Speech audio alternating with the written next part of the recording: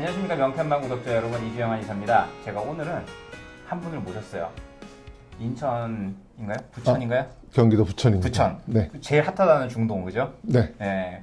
아, 거기 개업을 하신 지가 얼마 안 되셨더라고요. 19년 됐습니다. 19년? 네. 근데 새로 이렇게 단장을 리모델링 하신 오픈. 아, 그래가지고 제가 단장한 걸 봤거든요. 네네네. 그래가지고 이렇게 하신 분이 이런 걸 지금 하셔도 되나?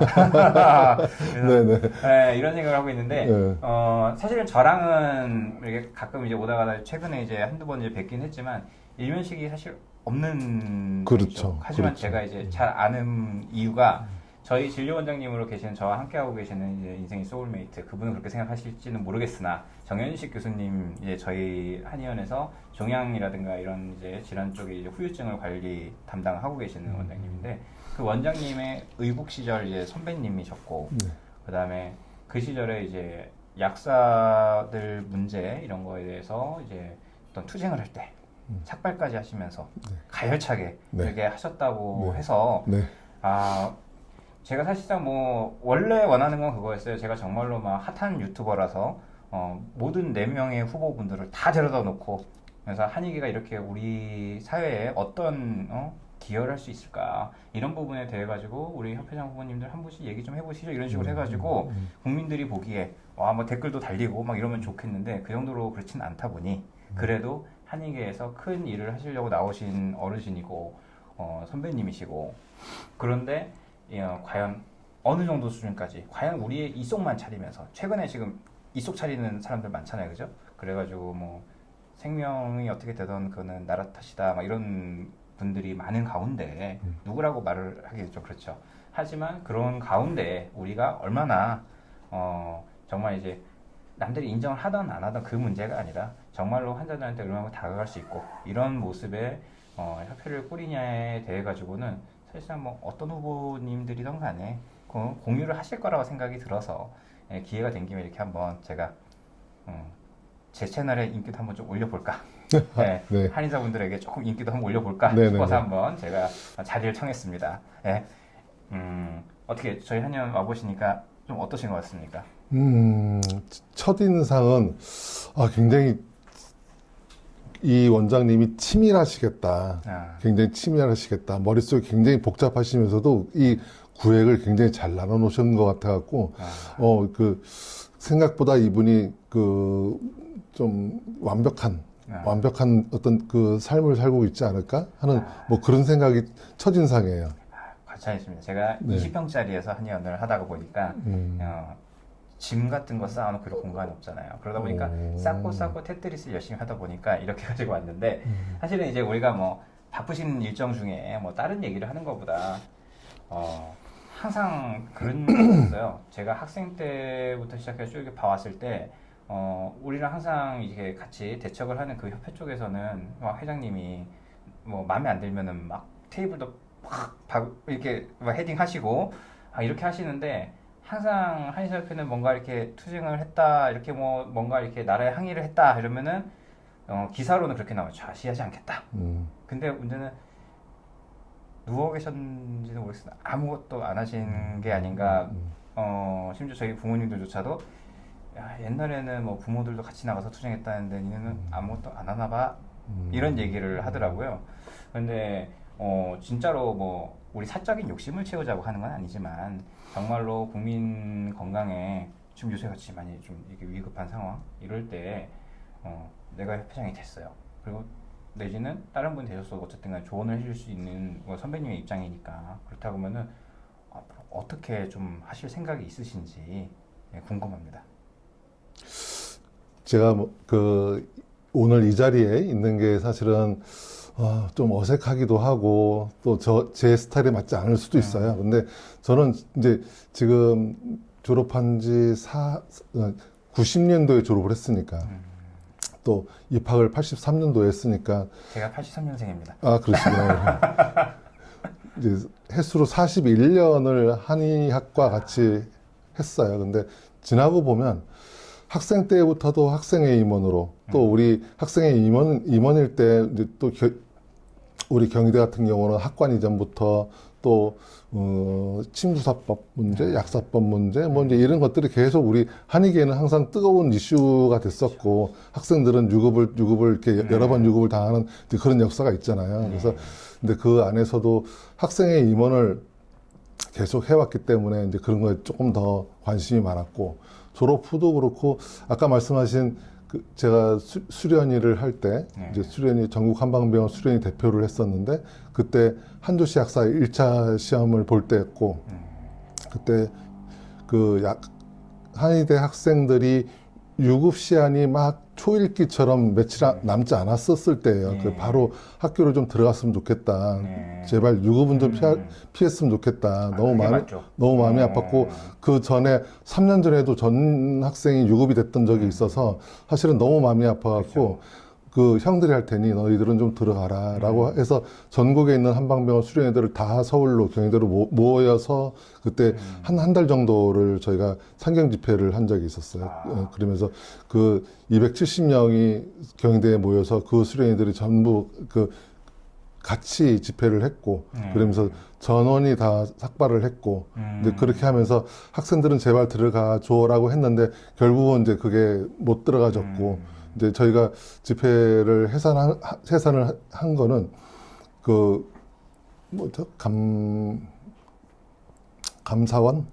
감사원에서 이 시험과 관련돼서 감사를 하겠다라고 하는 이제 발표를 하시고 나서 이제 수련회들이 이제 제자리로 들어갔죠. 이제 그 전에 뭐 단식 투쟁도 하고 삭발도 하고 뭐 그런 적이 있었고요.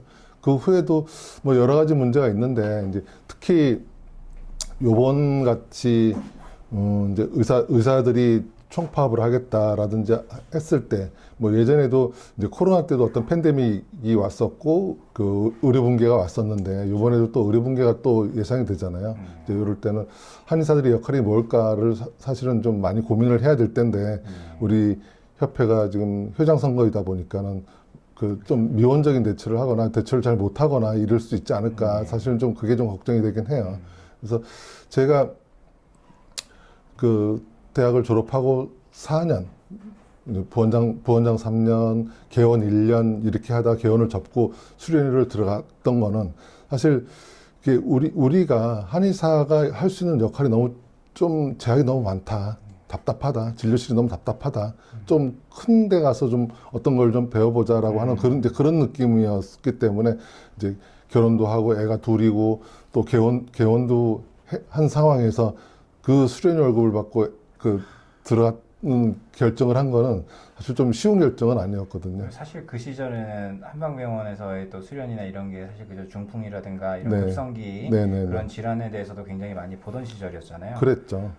그러니까 이게 구독자분들이 생각하시기에 뭐 병원 전공의들이 파업을 했다 그러면은 뭐 양방 쪽에서 하는 것과 뭐 파워가 다르다 이렇게 생각하실지 몰라요. 그 시절에는 사실상 굉장한 이제 한의계의 르네상스 어떻게 보면 맞아요. 부흥기였거든요. 그렇기 맞아요. 때문에 중풍이라든가 이런 건 당연히 한방병원 입원을 하고 거기서 관리를 했었죠.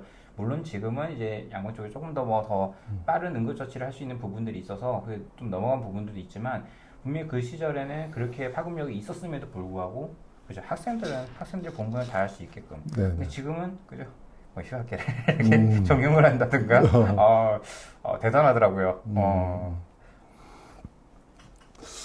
그래서 이제 수련의 기회를 얻었던 것이 지금의 내가 있다라고 난 항상 그 기회를 감사하게 생각을 하고 근데 그 수련을 하면서 경험했던 그 의학이라고 하는 한의학의 어떤 작은 범위가 아니라 그 급성기 환자를 볼 수 있는 의학이라고 하는 의사라고 하는 그 역할이 사실은 굉장히 좀 괜찮았어요. 그래서 우리도 틀 안에 있지 말고 좀 넓은 틀로 가자. 넓은 역할을 좀 해보자. 이제 그게 지금까지 제가 얘기하는 역할 확대나 아니면 의료 일원화나 이제 이런 것들이 지금 그때부터 계속 제가 주장하고 있는 거죠. 그러니까 저희가 학생 때 보면 그죠 실습할 때 보면 뭐 튜브 꼽는 것부터 시작해가지고 다 배운단 말이죠. 네. 다 배우는데 임상에만 나오면 그거를 하면은 불법이 되고 이상한 보건소에서 단속을 나와서 그런 경우를 한다는 거예요. 주사기가 여기 왜 있어? 주사기를 왜 쓰시나요? 이런 얘기를 한다는 거죠. 어떻게 보면은 약심이라든가 이런 거가 당연히 한의계에서는 쓰고 있는 건데도 그런 얘기가 나올 정도로 좀 당황스러울 정도로 너무 좀 이렇게 많이 폄하가 돼 있는. 그래서 예전 이야기인데 어쨌든 수련일을 하면서 그렇게 급성기 환자를 많이 보고 중증 환자를 많이 볼 때 너무 재미보다는 좀 좋았어요, 그게. 보람이죠. 예, 그죠? 좋았어요. 그래서 진짜 힘든지도 모르고 밤을 꼴딱 새고 그 다음날 또 일을 할 수 있을 정도로 그렇죠. 굉장히 보람 있고 좋았던 어떤 그런 경험이어서 아 진짜 그 우리 한의사들도 좀 더 넓은 역할을 좀 했으면 좋겠다는 그런 욕심이 아직도 좀 많아요. 그러니까 이게 사실은 뭐 정치부터 시작해서 네. 모든 이제 장 역할을 맡으시려는 분들이 사실상 인정 욕구 마약보다 더 심하다는 인정 욕구가 없으면 사실상 시작할 수 없는 부분은 있습니다. 근데 그게 좋게 풀린다고 하면 너무나 좋기 때문에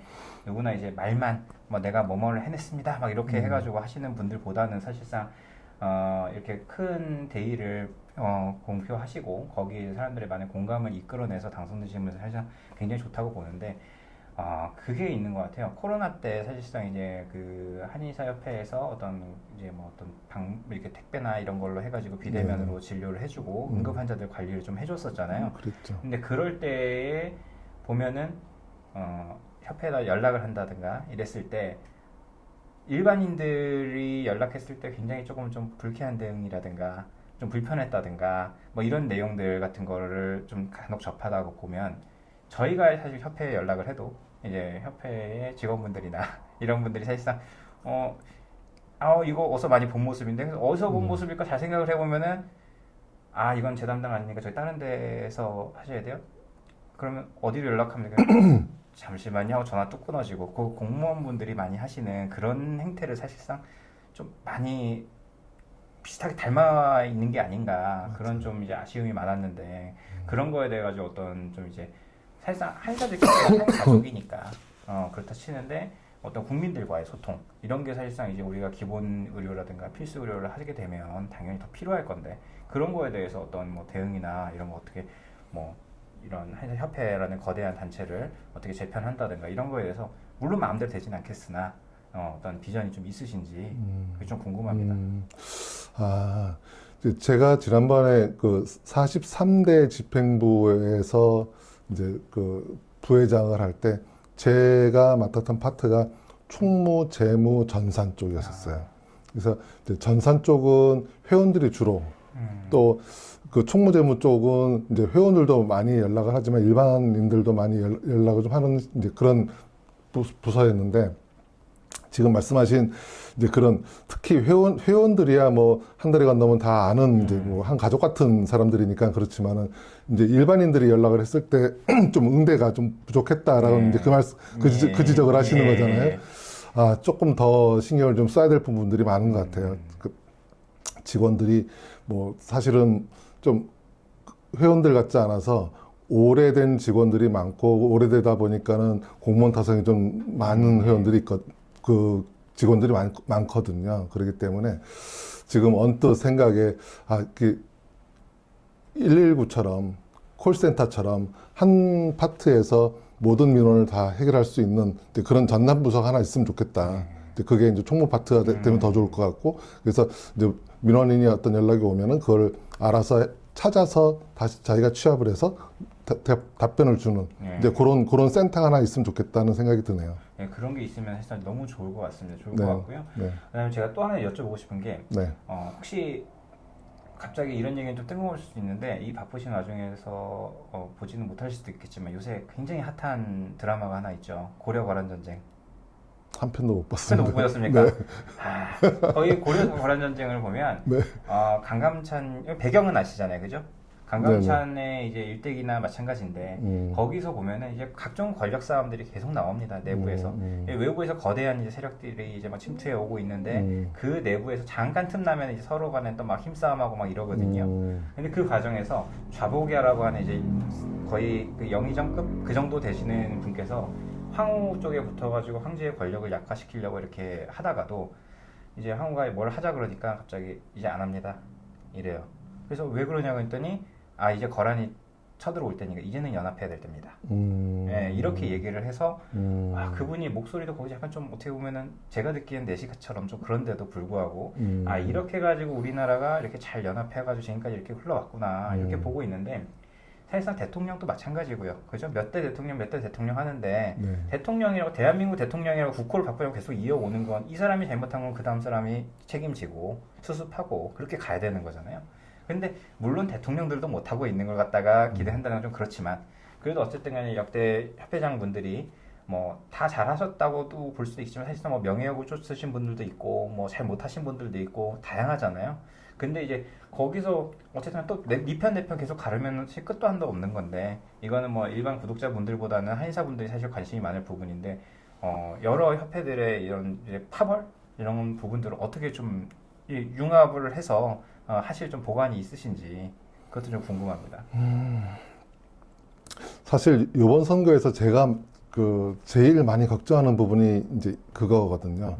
뭐 우리가 말하는 4분 오열되어 있는 한익의 어떤 정치, 또 이 정치가 저는 너무 생생하게 경험을 했던 우리 김필건 회장, 그 전에 또 김정은 회장, 또 그 전에 회장님들 이제 이런 어떤 그 관계에서 내가 너무 가까이서 보았던 이제 우리 한익의 정치라서 사실은 너무 마음이 너무 안타깝고. 근데 지금 나와 계시는 이제 후보가 저를 포함해서 4명인데, 근데 이분들이 각각의 정치의 한쪽에 계시는 분들이에요. 3분이. 근데 저만 조금 자유롭다라고 저는 생각을 하거든요. 그래서 이 정치가 좀 우리 한익의 큰 정치 아니면 골이 있는 정치, 좀 나쁜 이런 것들이 없어지려면 사실은 좀 제가 하면 딱 좋겠다라는 생각이 드는 게 그 역할을 저는 잘 할 수 있을 것 같아요. 그래서 사실은 지금 뭐 이쪽에 그 지지자들, 이쪽 지지자들도 다 또 저를 또 뭐 인간적으로 좋은 어떤 의미로 지금 뭐 대해주고 있고 하기 때문에 저는 다른 후보들이 다른 정책이나 아니면 뭐 이제 이런 정책에 대한 어떤 그런 것도 다 좋으시지만 이 부분은 제가 조금 제일 적임자다라고 저는 자부할 수 있습니다. 그러니까 저 같은 경우는 사실은 이거는 제 개인 의견이지만 네, 편가르기가 제일 나쁜 것 같아요. 맞아요. 내가 일단은 당선은 돼야 되니까 몇 표 이상 확보되는 그 사안은 무조건 내가 하겠다. 현실성 없는 그런 그 길공짜 쓰잖아요. 그런 공약을 하지 않고 정말 공공의 약속을 좀 하실 수 있는 그런 후보분이 되시면 참 좋겠다. 그리고 그러면은 당연히 한의가 굉장히 밝아질 수 있겠고 그런 부분이 있는데 저는 사실상 모르겠습니다. 제가 나중에 이제 원장님 정도, 후보님 정도 연배가 되면 그때는 이제 뭐를 하고 있을라나 세상이 싫다면서 20년 후죠. 20년 후. 예. 그때쯤에 저도 이제 기호 5번 뭐 이러고 있을런지 모르겠는데 저는 사실상 지금도 제가 이제 주변 분들한테 무슨 얘기를 하냐면 제가 지금 주 7일 일을 하거든요. 주 7일 진료를 보고 있는데 내가 하루만 딱 쉴 수 있으면 버스 하나 대절해갖고 뜻맞는 원장이 한 2-3명이랑 해서 봉사를 좀 다니고 싶다. 그러면서 딱 끝나고 나면 소주에 고기 한 판 딱 구워 먹고 그러고 올라오면 그거 너무 좋지 않을까? 그런 얘기를 하거든요. 네. 그런데 제가 그걸 5년 전에 시도를 했었어요. 네, 시도를 했었습니다. 진료 그냥 까짓거 하루 쉬고 한번 해보자.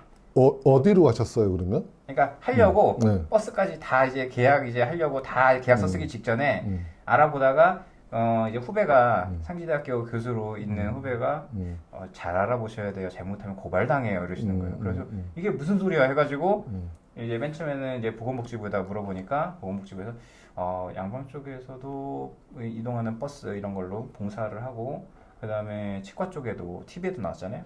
다 있는데 한의사협회는 없고 협회 쪽에 좀 알아보셔야 되지 않을까요? 저희가 어떻게 뭐 된다 안 된다 말씀드리기가 힘드네요라고 하는 거예요. 그래서 저는 이제 제가 있는 관내 일단 아니고 의료기관 없는데 이렇게 수소문해서 가면 당연히 그냥 되지 않을 거라 생각했더니 이제 학생 때 마인드였던 거죠. 그런데 요새는 이제 어떤 학생들이 어떤 방학 때 봉사활동 가는 거 어떻게 보면 그게 유일하게 임상을 접할 수 있는 기회이기도 하고 그렇죠. 그쵸, 보람을 배우고 예, 그런 이제 의료인의 마음을 갖추는 시기인데 그거 가는 것조차도 이제 지역 한의사회에 고발이 들어오고 싸움이 나고 이런다는 거 보니까 한편으로 생활이 팍팍하고 한 건데 한편으로는 국민분들이 원하는 그다음 구독자분들이나 이제 우리 한의사들이 원하는 마음속에는 항상 민중의료 이런 얘기를 하고 있잖아요.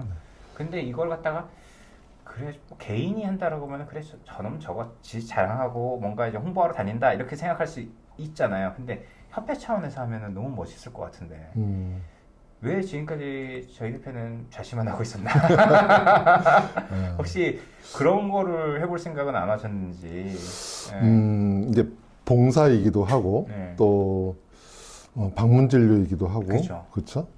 이제 이게 또 협회 어떤 사업이기도 하고 지금 세 가지가 다 이제 그쵸, 그 그쵸. 말씀하셨는데 저는 그 도시빈민봉사를 통해서 사실은 이제 환자를 보는 거를 시작을 했고 본 3 때부터 아, 지금도 뭐 경로당 봉사라든지 아니면은 쪽방촌 그쵸. 예, 봉사를 한다든지 이제 계속 봉사를 해왔고 또 2009년도에는 부천시 한의사회 제가 분회장을 할 때 봉사단을 만들어서 각 지역 그 파트에 있는 그 복지관 봉사를 그 우리 회원들이 다 나눠서 9개 복지관을 다녔거든요.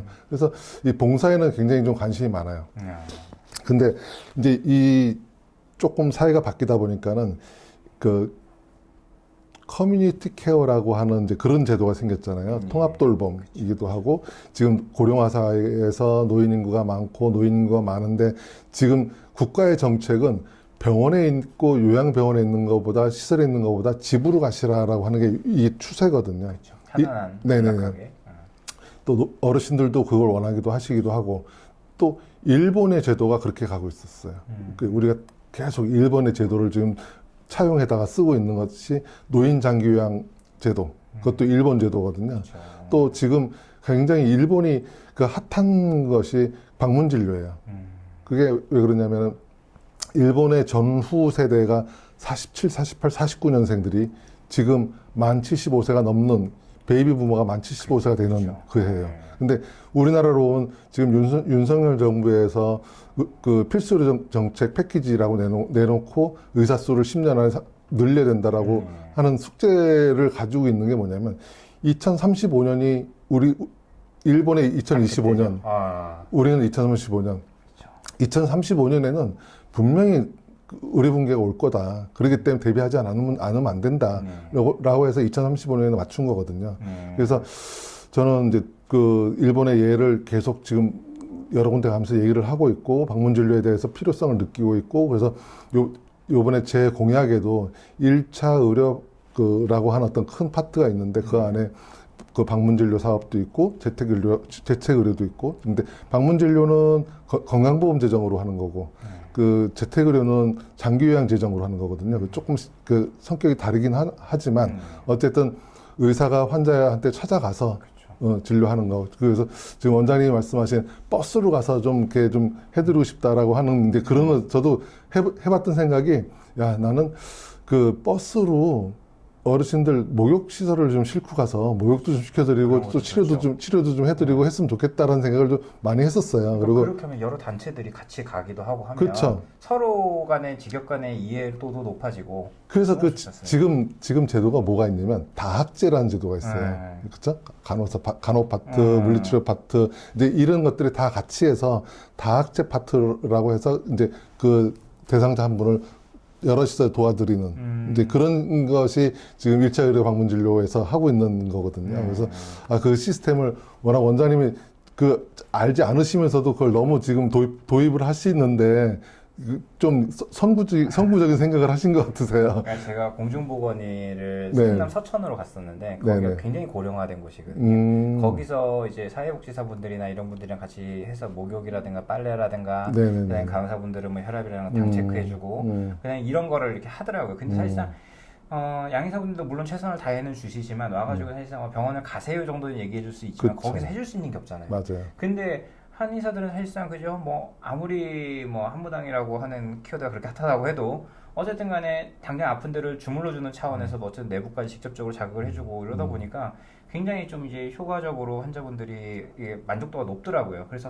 야, 이런 걸 정말 우리가 해야 되는 건데 그 생각을 사실 하고 있었거든요. 저도 이제 1차 의료 방문 진료에 관심이 좀 많고 하는데 이제 한의사 역할이든 의사 역할이든 누구 역할이든 그 대상자를 못 걷는 사람을 걷게 해주는 거는 굉장히 큰 차이가 나는 거고 그 삶의 질에는. 그쵸. 그래서 우리 한의사들은 가방 안에다가 침뜸 부항을 갖고 가서 그 사람을 걷게 해주는 데는 최적화되어 있는 우리 직종이다. 난 그래서 이 사업이 우리 한의사들한테는 지금은 약간 레드오션인데 조금만 중앙에서 자리 좀 잡아주고 도와주면 굉장히 큰 의료 시장이 만들어질 것이다. 그러니까 어디로 가서 하면 될지 뭐 이런 거에 대한 시스템만 잘해주셔도 그렇죠. 그거를 거점별로 담당자가 있어갖고 그렇죠.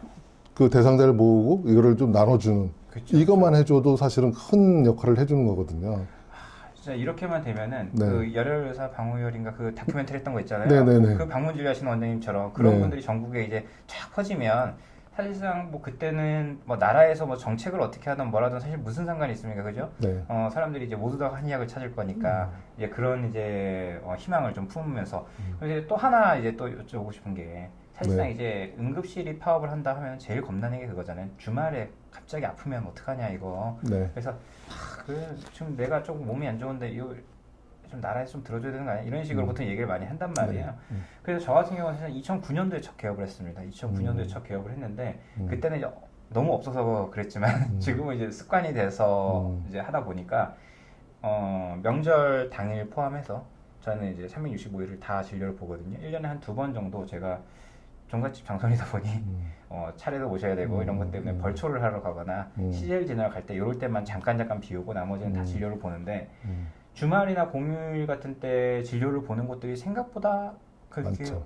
많이 없는 것 같아요. 그래요? 예. 그러니까 명절날이 이렇게 한 4일, 5일 붙어 있으면 앞뒤로는 좀 하는 곳들이 한두 군데 있으신데 보면은 근데 항상 응급의료 기관이 이렇게 각 구나 뭐 시의 보건소마다 이렇게 올라오잖아요. 올라오는데 보면은 이렇게 약국 같은 경우는 번을 돌아가면서 이렇게 잘 하지 않습니까?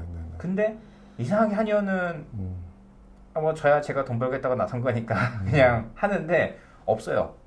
그런 부분들에 있어가지고 이게 또 이제 양방도 보면은 한 과씩은 이렇게 대부분 다 이렇게 또 돌아가면서 약속이 있는지는 몰라도 그렇게 하는 경우가 꽤 있더라고요. 그런데다가 이제 뭐 병원급들은 당연히 응급실 운영을 하니까 그렇게 되는데 그래서 이런 데 있어가지고도 한의사협회에서도 뭔가 우리가 뭐 병원급으로 뭐 3차 의료기관 막 이렇게 거대하게 대학병원급으로 이렇게는 못해도 이제 지역별로 다 있지는 않으니까요. 하지만 당연히 이제 일반 임상에서 뭐 깨진 걸 뭐 봉합하고 막 이런 것까지 못하더라도 당장에 고열이 난다든가, 그죠? 뭐 소아 응급으로 뭐 막 복통이 뭐 온다든가 이런 경우는 굉장히 케어를 잘해줄 수 있는 게 우리 한의학인데 이 부분에 대해 가지고 왜 이거를 못할까? 뭐 물론 이제 워라밸 이런 걸 중시 여기는 세대기는 하지만 그럼에도 불구하고 사실상 환자분들이 시간을 맞춰서 아픈 거는 아니잖아요. 그래서 이런 거를 이제 협회 차원에서 사실상 뭐 지부부터 시작해서 임원들 많잖아요. 이제 자기가 뭐 무슨 이사입니다 뭐 이런 거 타이틀 달고 싶어 하시는 분들도 사실 많을 거고요. 그러면 그런 분들 오고 돌아가면서 하라고 해도 사실상 뭐 1년에 한두 번 하는 건데 10명 돌아가면 사실 한 5년에 한 번이거든요. 근데 그거조차 어렵지는 않을 것 같은데 이건 되게 사소한 부분이지만 의외로 꽤 자기 지역에 하는 데가 없어서 다른 지역 보건소까지 찾아가지고 보니까 나와가지고 왔습니다 하는 분들이 꽤 많아요. 네, 그러다 보니까 이거는 정말 좀 협회 차원에서 한의사들 한의계의 이미지 상승 차원에서 그렇게 해서 오신 분이 예를 들어서 기대도 안 했는데 나와버리면 야 한의학이 이런 것도 되는구나 하면서 또 이제 우리 환자가 되는 거잖아요. 그래서 이게 너무 좋을 것 같은데 이런 거에 대해서 이제 어떻게 보면 상시 이번 진짜 파업까지 이런 상황 말고요 상시적으로 좀 이게 공휴일이라든가 이럴 때 진료라든가 이런 부분에 대해 가지고 뭐 한번 시도해 보실 그런 계획 같은 건 없으신지. 아니, 좋은 제안이라고 저는 생각이 들고요. 지금 아까 처음에 말씀하실 때 이제 365 한의원도 많고 야간 진료 한의원도 많고 우리 회원들이 많아지고 경쟁력이 높아지니까는 이제 쉬지도 않고 진료하시는 분들이 많다. 저는 이제 그렇게 생각을 했는데 의외로 또 결정적인 날을 그 추석 당일, 설 당일 쉰다는 말씀이시잖아요. 그렇구나. 그럼 근데 저는 이제 제가 항상 하는 말이 우리 한의사도 필수 의료에 들어가야 된다, 1차 의료에 들어가야 된다, 이제 이런 표현을 많이 하거든요. 근데 필수 의료라고 하니까 회원들 중에는 좀 오해를 하시는 분들이 좀 있으세요. 아니, 필수 의료면 그 의료를 공급해주지 않으면 생명에 지장이 있는 게 필수 의료인데 너는 뭘 할 수 있다고 필수 의료를 얘기를 하는 거야 라고 이제 얘기를 하잖아요. 근데 사실은 이제 나는 부자가 될 거야. 그러면 이제 그게 나는 돈이 얼마 이상 되면 부자고 그 이하면 부자가 아니야라고 하는 딱 선이 있지 않잖아요. 그래서 그렇죠. 필수 의료라고 해도 사실은 딱 규정되어 있는 되어 있지 않거든요. 그렇죠. 그렇기 때문에 지금 이제 윤석열 정부에서 요번에 얘기한 필수 의료 그 정책 패키지라고 할 때 필수 의료와 비필수 의료를 어떻게 나눴냐면, 필수 의료는 그 고난이도, 고위험, 당직, 건강보험이 적용되는 거, 요거를 필수 의료라고 규정을 했더라고요. 그렇죠. 그것이 아닌 비급여, 또 미용, 이거는 비필수. 그래서 우리는 이 범위에서는 당연히 필수에 들어간다고 생각을 하고, 또 필수에서 조금 더 난이도가 높거나 위험도가 높은 것들도 우리는 할 수 있도록 좀 했으면 좋겠다. 이제 그런 주장을 하고 있는 거고. 그렇기 때문에 이제 지금 원장님이 말씀하신 그 꼭 필요하다라고 하는 어떤 그런 주장을 하려면 우리도 당직실을 열고, 또 휴일날도 돌아가면서 한 군데 정도는 그렇죠. 당번을 쓰고. 그렇죠. 그게 너무 좋지 않을까. 맞습니다. 좋습니다. 네. 저라도 그렇게 해보겠습니다. 예, 꼭 당선되셨으면 좋겠고, 네. 이제 당선이 혹시라도 사람들이 알 수 없으니 다른 분이 되시더라고요. 이런 의견은 너무 네. 좋은 거 아닙니까? 너무 좋은 거라서 좀 꼭 반영을 하셨으면 좋겠다는 생각이 들면서, 네. 예, 제가 이제 마무리로, 네. 예, 제 채널이다 보니, 예, 마무리로 이제 한마디 말씀드리자면은, 우리는 의사라는 직업을 굉장히 존경하죠. 그래가지고 뭐 낭만 닥터 김사부부터 시작해가지고 뭐 많은 의사 드라마를 보면서 감동도 느끼고 그러면서 부러워도 하고 그렇습니다. 근데 그거를 부러워하는 이유는 뭘까요? 우리가 굉장히 히포크라테스 선서의 근거에서 생명을 중시 여기고 그런 게 너무 숭고하잖아요. 맞아요. 근데 지금 그러지 못하고 있는 현실에 너무 안타깝고, 예, 그런 부분에 있어가지고 한의사도 분명히 이제 뭐 K-팝이다, 무슨 뭐 K-한류다 이런 것뿐만 아니라 이런 이제 진료 부분에 있어가지고도 한의학은 사실 굉장히 위대한 학문이고, 그걸로 생각보다 굉장히 빠른 속도로 뭐 디스크라든가 이런 부분들 자체를 회복시킨다든가 이런 거 뭐 자생암병 이런 거는 워낙 유명하잖아요. 그런 부분들도 있고, 옛날에 이제 넥시아라고 해가지고 이제 암 치료라든가 이런 네네. 부분에 있어가지고도 획을 그었던 그런 것도 있고요. 그런 데 있어가지고 정말 여러분 K 한의학 이것도 굉장히 대단한 거거든요. 대단한 건데 지금 과연 그 선서가 잘 지켜지고 있는지 그런 거에 대해서 한번 생각해 보실 필요가 있고요.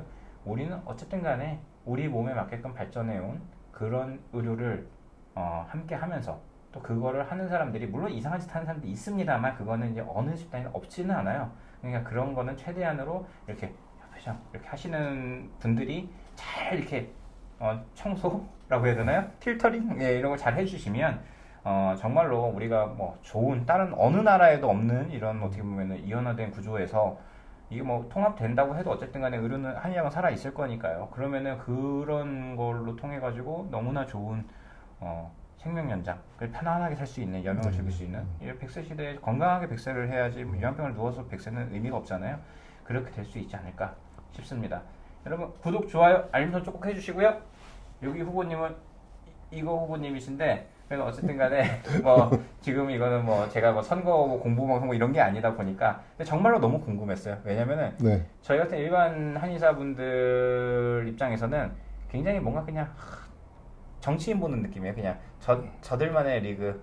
저 사람들이 이제 많이 벌어서 이제 그렇지 않습니다. 예, 약간 이런 느낌이었는데 네. 아까 이제 인테리어도 새로 하시고 이렇게 저도 2월 17일 날 이쪽으로 이전을 해오면서 인테리어 많이 해서 잔고도 얼마 안 남았고 좀 마음이 간당간당 하는데 이걸 이런 상황에서 이렇게 나오시는구나 한의계를 위해서. 그 다음에 사실 한의계를 위해서라기보다는 우리는 항상 그죠? 전 국민을 위해서 이렇게 그 의료 이런 발전을 위해서 노력하는 거니까 정말 제가 감사하다는 말씀 드리면서 제가 제 유튜브에 올려서 잘 한번 제 구독자를 많이 늘려보도록 하겠습니다. 감사합니다.